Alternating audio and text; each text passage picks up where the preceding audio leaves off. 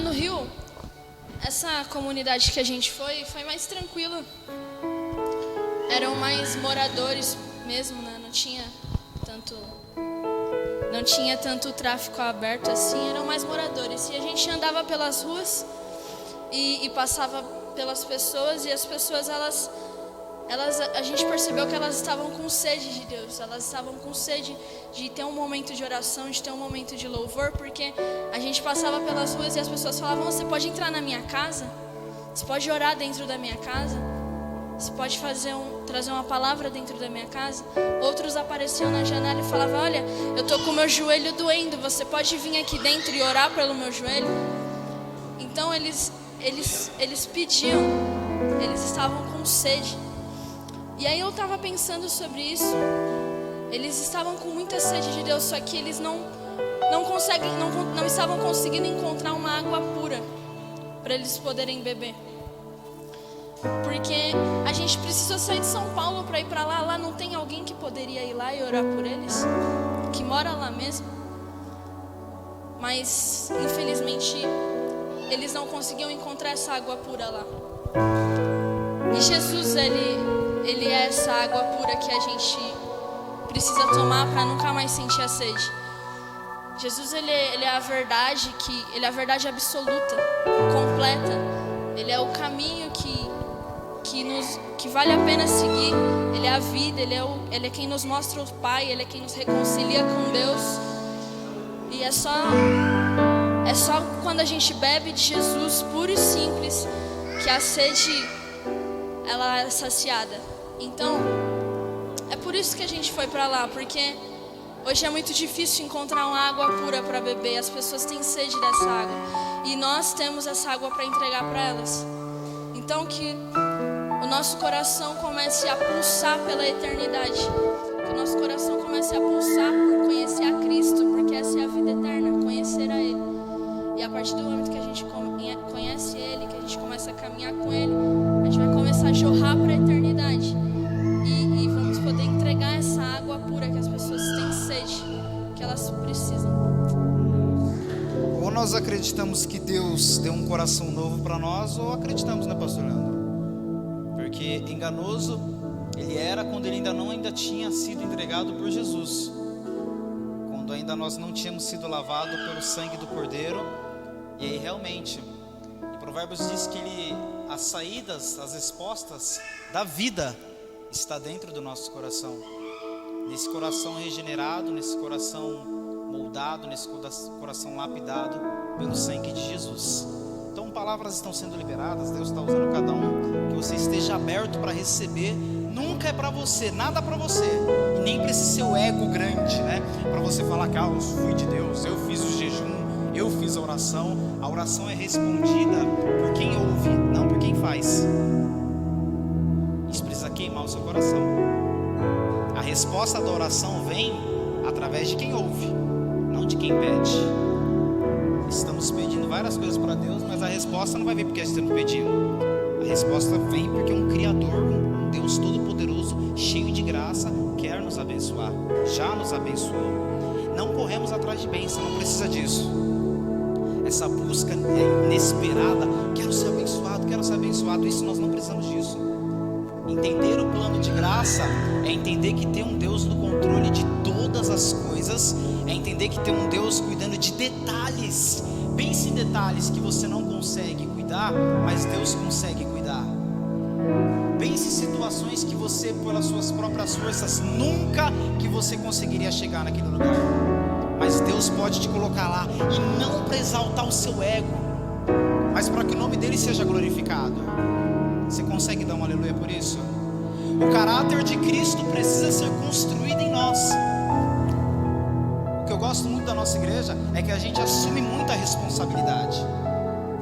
A gente não tem isso de dar tudo pro diabo. Foi diabo, foi Satanás, é o inimigo. Não, peraí, amigo, você também tem que construir um caráter aí de Cristo dentro de você. Você tem que começar a pagar suas contas em dia. Você tem que começar a administrar. Você tem que entender que você tem que gastar menos, para depois, quando a fatura do cartão chegar, não falar que é Satanás. Quem entende, diga aleluia. Ou para quando não conseguir pagar o irmãozinho e o irmãozinho vier cobrar, você não falar que o irmãozinho está com o demônio. Errado é você que não está sendo um administrador. Cadê o caráter de Cristo em você? Errado é você que fala da fulana. Errado é você que fala do ciclano. Errado é você que ainda não quis o caráter de Cristo. Você quer os milagres, você quer ver o sobrenatural acontecer. Mas deixa eu... grava isso aqui, ó. Você vai viver o sobrenatural quando você aprender a viver o natural. Olha aí. Toda igreja quer, todo cristão fala: e vou viver o sobrenatural, e o sobrenatural vai acontecer, e o sobrenatural de Deus, aleluia, eu creio no sobrenatural de Deus. Quem crê, diga amém. Só que o problema é que... você deu amém, né, bonitinha? Só que qual é o problema da igreja? A igreja ainda não vive o natural. A igreja não paga conta. Quando eu falo igreja, eu falo você que está me vendo. Você atrasa as suas contas, você fala mal do coleguinha, você se mete em confusão. Aí sua desculpa é: é meu jeito, pastor, eu não levo desaforo para casa. Você está errado. O caráter de Cristo ainda não chegou em você. Então aprenda a viver o natural, para depois você querer dar um passo para o sobrenatural. Gente, são detalhes mínimos que a gente tem que consertar como igreja, como pessoas, como um cidadão da terra e dos céus. Amém? Deus vai falando mais ao nosso coração. Não sei porque eu entrei nesse detalhe, mas que soe dentro de você. Resolva pequenos problemas para depois querer viver o milagre, o grande milagre. Cara, às vezes você tem que chegar na pessoa, falar com a pessoa, falar: eu errei com você, eu pisei na bola. Só que o que a gente quer? A gente quer que Deus faça um milagre, a pessoa venha até nós, a pessoa peça desculpa de um erro que é seu, de uma gafe que quem cometeu foi você, de uma falta de caráter que quem teve foi você. Eu sei que isso soa pesado, parece que soa como uma ofensa. Quem está comigo dá aleluia. Parece que soa como uma ofensa, mas muitas das vezes para a gente construir o caráter de Cristo, isso demora. Para que haja construção, às vezes tem que ter desconstrução. E eu quero que nessa noite você consiga desconstruir o mau caráter que está dentro de você. Sabe que tem um mau caráter dentro de você, que precisa ser desconstruído para Cristo começar a tomar proporção. Poxa, pastor, não queria ouvir isso aí não foi muito legal, mas é necessário. O efeito do remédio é pesado, o efeito do remédio bate, o efeito do remédio constrange, o efeito do remédio deixa muitas vezes a gente sem reação. É isso que a palavra vai causar em nós, porque aí Cristo vem curando, Cristo vem lapidando. Coisas grandes estão para acontecer, coisas grandes já aconteceram, coisas grandes estão acontecendo, mas e o caráter de Cristo? Sexta-feira nós estávamos no culto, e ali, quase na hora da palavra, e de repente chega um homem desesperado dentro da igreja. E eu vejo aquele mover dentro da igreja, vejo aquela correria dentro da igreja. O pastor, eu estava em cima do púlpito, e o pastor vem me chamar e fala: Cláudio, vamos ali comigo. E saímos, e chegamos até um lar que tinha uma criança de 8 anos endemoniada. Irmãos, e às vezes nós estamos aqui da igreja e esquecemos de orar pelo nosso vizinho, às vezes esquecemos de orar por pessoas que precisam. E nós chegamos àquele lar, e da quinta para sexta-feira, ele começou a passar mal, ter esses problemas, 4 horas da manhã. Então ele ficou o dia todo, a sexta-feira o dia todo. E quando foi 9 horas da noite que eles foram até a igreja, e nós fomos até lá, e dava desespero daquela avó, daquela mãe, daquele pai. Eu nunca tinha visto, irmãos, uma criança de 8 anos endemoniada, pastor. Eu já vi pessoas adultas, mulheres, homens, mas uma criança linda, linda criança. E ali começamos a orar e começamos a buscar a presença do Senhor, e Deus deu vitória.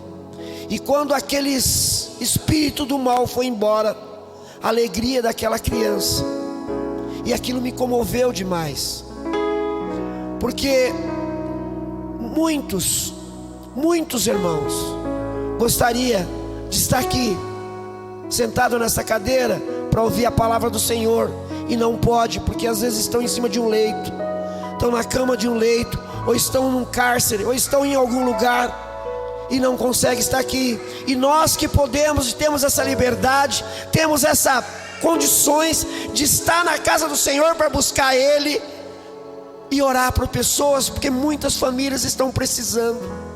E irmão, e quando eu cheguei na igreja e começamos a orar, eu recebi uma profecia ali, que Deus estava me guardando naquele exato momento. Eu glorifiquei o Senhor e falei: olha, Senhor, obrigado, porque o Senhor cuida de cada um. Aquela palavra ficou na tábua do meu coração, eu levei aquilo para mim, porque nós temos que abrir o caminho para as pessoas que estão perdidas, pastor. E aquela palavra foi tremenda. Nós temos, porque muitas pessoas que estão perdidas não sabem o caminho, e é de nós que vamos ensinar, abrir o caminho para que Jesus, para que Deus venha dar. E é desta maneira, e eu sou muito grato de estar aqui hoje, mais uma vez, para glorificar e exaltar o Senhor. Salmo 73, versículo 13 fala: certamente me foi inútil manter o coração puro e lavar as mãos na inocência, pois o dia inteiro sou afligido e todas as manhãs sou castigado. E se tivesse dito, falarei com eles, e teria traído os seus filhos. Ele está falando dos ímpios. E quando tentei entender tudo isso, achei muito difícil. Ele está falando de um período que ele está passando, que ele está tendo inveja dos ímpios, ele está tendo inveja dos pecadores. E quando Asaf ele fala disso, ele fala de uma situação que muitas vezes a gente está passando. A gente passa por problemas, a gente passa por lutas, passa por várias situações, e muitas vezes a gente, como povo de Deus, está invejando os ímpios, está invejando entre parentes ou os pecadores, porque nós também somos pecadores. Nós estamos invejando pessoas que não tiveram encontro com Deus. Só que aí no 17 ele fala: até que entrei no santuário de Deus. Então compreendi o destino dos ímpios, e certamente os põe em terrenos escorregadios e faz cair na urina. E como são destruídos de repente, contemplando, tomados ao seu favor. E aí ele vem falar algo maravilhoso no 21. Quando o meu coração estava amargurado e no íntimo senti inveja, agi como insensato e como um ignorante. Minha atitude para contigo era de um animal irracional. Contudo, sempre estou contigo. Tomas a minha mão direita e me sustentas. Tu me diriges com o teu conselho, e depois me receberás com honra. A quem nos céus, senão a ti? Não existe outro Deus, igreja. O meu corpo, o meu coração poderão fraquejar, mas Deus é a minha força, é a força do meu coração e é a minha herança para sempre. Os que te abandonam, sem dúvida perecerão, e o Senhor destrói todos os infiéis. Mas para mim, bom é estar perto de Deus. Fiz do soberano meu Senhor e meu refúgio, e proclamarei os teus feitos. O que ele está querendo dizer aqui? Que tudo que ele estava passando e toda a situação, e gente, é normal a gente se sentir desanimado, é normal a gente ficar mal, e é questão do ser humano, tem a ver com o pecado, tem a ver com a nossa natureza humana. Só que tem um fator muito importante, galera: até que entramos no santuário de Deus. Eu não sei vocês, mas já aconteceu comigo eu posso estar passando pelo pior momento da minha vida, como eu passei recentemente. Perdi meu pai, perdi minha casa, perdi as coisas que eu estava construindo, perdi um noivado. Só que até ali eu entrei no santuário de Deus. Eu entrei na presença de Deus, eu tive um encontro com Deus. E tudo isso tudo perdeu a graça. Porque quando Ele vem, as coisas terrenas perdem a graça e a gente começa a se arrepender de verdade. A gente muda a nossa mente. Carro, casa, o que a gente constrói é muito bom, mas fica aqui. A gente precisa ter um senso de eternidade. Todas essas coisas são secundárias na nossa vida. Então Asaf, quando ele entra no santuário de Deus, e o que é esse santuário? É um encontro com Deus. Nós hoje somos o templo do Senhor, a morada de um Espírito perfeito e único. Galera, não é por nada, mas eu conheci um senhor de 90 anos de idade, conheço ainda, está vivo, hoje deve ter uns 91, 92, que quando ele fala da conversão dele, é com os mesmos brilhos nos olhos, Rafa, de um apaixonado por Jesus, com 90 anos de idade. Com 90 anos de idade, aquele homem ainda é apaixonado por Jesus. E parece que existe uma coisa engraçada, que ao decorrer do tempo as pessoas falam: mas quando eu estava no primeiro amor, quando eu tinha... E eu olho para Jesus, olho para as Escrituras, Jesus ele aponta para uma igreja e fala: volta para o primeiro amor. É possível continuar com essa paixão, é possível continuar a ser apaixonado por Deus, por Jesus. Cantares 5 vai falar de uma frase linda que diz: enfermo de amor. É uma alusão entre Cristo e a igreja, Salomão e a Sulamita. É o amor que nós devemos ter pelo nosso amado. Ela vai dizer que sai atrás do amado e guardas prendem, amarram, sufocam, mas ela só está pensando no amado. Tem um louvor lá na igreja que fala: guardas me prendem e me amarram, me sufocam e me calam, mas eu só penso em você. Eu estou enfermo de amor. É isso que a gente precisa, manter o nosso coração apaixonado. E galera, não é impossível. Existe um rio de águas vivas que vem do trono de Deus. Só que a gente precisa se arrepender, a gente precisa entrar todos os dias no santuário. Por isso que eu falei das irmãs do coque, porque elas entram todos os dias. A mulher desse homem de 90 anos de idade, que é apaixonado por Jesus, eu dormia na casa dela várias vezes, tenho um carinho de chamá-la de vó. 3 horas da manhã aquela mulher estava orando. 3 horas da manhã ela estava orando, ela ia lavar a louça, Rafa, sabe o que ela fazia? Ela gritava: glória a Deus, aleluia. Ela olhava para mim e falava: olha, Deus te ama muito, filho. E no momento que você fraquejar, você pode ter certeza, você vai receber uma dádiva de Deus. Então eu estava longe do Senhor, eu me desviei por 3 meses. E eu entrei no carro e começou a colocar aquele louvor do Davi Sasser: olha para mim, olha para mim. Eu comecei a chorar e falei: não posso ficar longe do meu amado. Então eu entendi por que eu estou enfermo de amor e ando caindo pela cidade. Porque eu estou procurando Ele, e na eternidade estaremos com Ele para sempre. Agradeço a oportunidade, que Deus abençoe a todos. Novamente, os israelitas clamaram ao Senhor para que desse o libertador. E Deus deu, chamado Eude, homem canhoto. Ó o detalhe aqui, ó. Canhoto, filho do benjamita. Os israelitas o enviaram como pagamento de tributos a Eglon, rei de Moabe. Versículo seguinte: Eude havia feito uma espada de 2 gumes, de 45 centímetros de comprimento, e a tinha amarrado na sua coxa direita, debaixo da roupa. E ele entregou o tributo a Eglon, rei de Moabe, homem muito gordo. E em seguida Eude mandou embora os carregadores. Versículo seguinte: junto aos seus ídolos que estão perto de Gigal, ele voltou e disse: tem uma mensagem secreta para ti, ó rei. E o rei respondeu calado, e todos os seus auxiliares saíram da sua presença.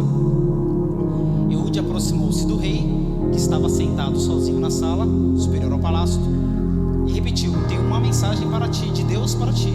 Quando o rei se levantou do trono, Eude estendeu a mão à esquerda, apanhou a espada da sua coxa direita e cravou na barriga do rei. O povo não aguentava mais a opressão, não dava mais. Clamaram, Deus levantou um libertador que era diferente. A Bíblia fala que ele era canhoto. Naquela época não tinha pessoas canhotas, só tinha direito. Todo mundo era destro e não tinha os canhotos. Então foi uma novidade. E esse menino é diferente, esse menino é diferente. Deus me convence do meu propósito com a minha diferença. Isso precisa explodir. Precisa explodir dentro de você. Porque com a sua diferença existe um propósito de Deus. E você tem que parar com essa ideia de querer ser igual a todo mundo.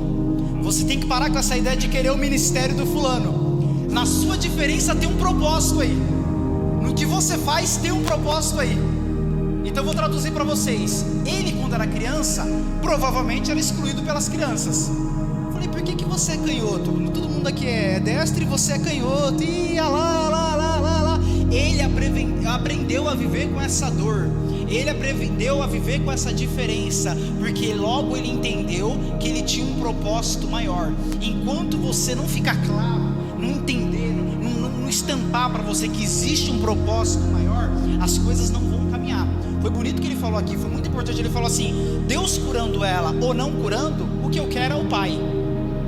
Cara, você tem um nível de maturidade para entender isso, que você vem aqui pedindo algo para Deus e Deus te dá um não. Mais que vencedores, lembra desse versículo? Ele tirou a gente de uma competição, porque com Cristo não tem perdas e nem essa de vencer. Não é o evangelho da vitória que nós pregamos aqui. Nós somos mais que vencedores. Mais que vencedor é te tirar de uma competição entre ganhar ou perder. Você é mais que isso. Essa preocupação nós já não temos. Agora o que acontece? O Espírito Santo precisa trabalhar em nós para me convencer do propósito, para me convencer da diferença que eu tenho ou que eu estou vivendo nesse momento. Talvez a situação que você está passando agora, a mais difícil, a mais apertada, é aquela que você chora, é aquela que te envergonha.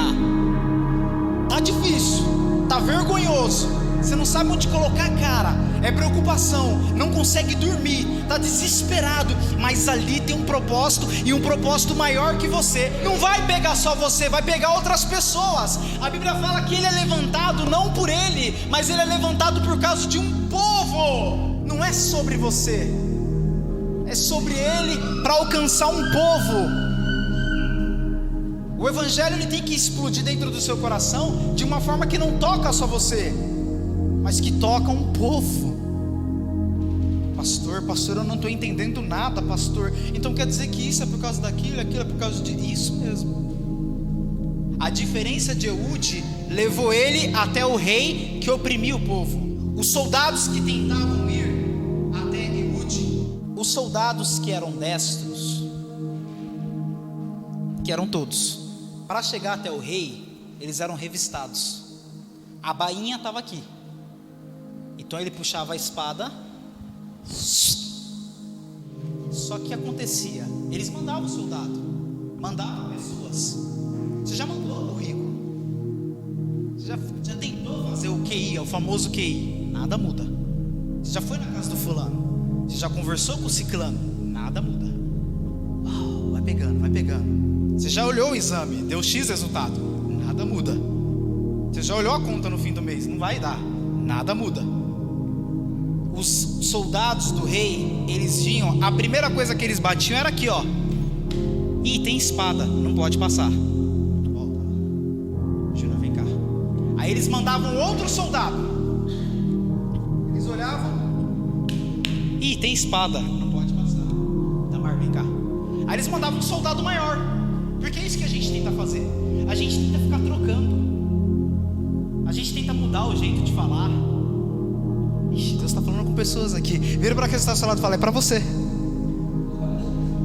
A gente tenta mandar de outro jeito, mandar de outras formas. Aí os soldados falaram: isso aqui é alto, peraí. Tem espada, não pode entrar. Vem cá, Cláudio. Não, vamos mandar uns. Não, fica aí, Cláudio. Vamos mandar. Vem cá, Danilo. Vamos mandar um soldado gigante. Diga aleluia, igreja. Agora está resolvido. O problema é resolvido. Aí o soldado, meu soldado aqui. Ó. Tem espada, não pode passar, obrigado. Tentavam de todas as formas e nada ia. Por isso, cara, que você tem que deixar Deus te convencer. Eu posso fazer 1000 pregações, meu irmão pode fazer 1000 pregações, a gente pode entrar dentro de vocês, tentar arrancar a religião, mas não adianta. Vocês precisam permitir Deus convencer do propósito que Ele tem para vocês. E o propósito vai vir na sua... Vamos entender? Vai vir na sua... Aí de repente, pastor Leandro, vem cá, me ajuda.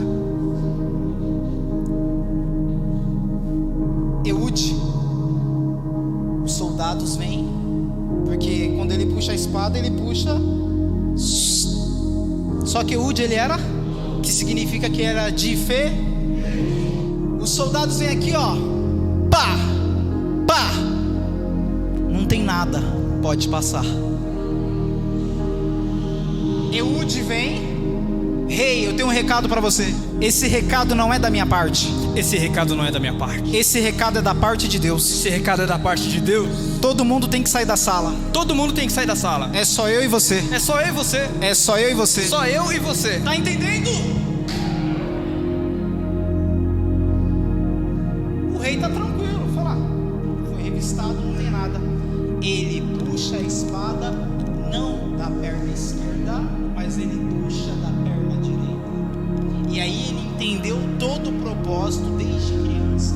Peraí, eu fui escolhido por isso. Peraí, eu era diferente por isso. Peraí, eu não pude entrar naquele lugar por isso. Peraí, eu tomei um não, foi por causa disso. Peraí, teve parentes meus que se afastou de mim por causa disso. Peraí, a doença talvez apareceu, mas tem um propósito maior nisso. Peraí, ela foi embora, mas é por causa disso. Peraí, eu tô convivendo com ela, não tá dando certo, mas é por causa disso. Ei! Aí ele puxa a espada e ele mata o rei. Obrigado, pastor. Quando ele mata o rei, acaba toda a opressão. Cara, eu posso pregar, dar exemplos, mas repete comigo: Deus me convence do meu propósito. Meu Deus do céu. Vocês estão entendendo? Quando a gente entende o propósito, já não tem mais distância, já não tem mais, tem que mudar meu jeito, tem que mandar outra pessoa, tem que mandar mais alto, tem que mandar mais baixo. Não tem isso. Só que eu preciso permitir Deus me convencer. E talvez nessa noite, para algumas pessoas, Ele está falando assim: aguenta só mais um pouquinho. Deixa eu te convencer que é só mais um pouquinho. Só mais um pouquinho. Na terça-feira passada, Deus tirou uma pessoa do quarto escuro. Quarto escuro é depressão. Acabou o culto, ela mandou mensagem: pastor, era eu. Na verdade, 2. E a janela está abrindo aqui para algumas pessoas no nome de Jesus. Só que Ele precisa te convencer. Ele precisa te convencer. Imagine Seude. Imagina Seude entra numa depressão profunda por ser diferente. Imagina Seude joga os pontos. Imagina Seude joga tudo pro alto. Imagina Seude fala: não, Deus me fez assim. Evangelho não é isso.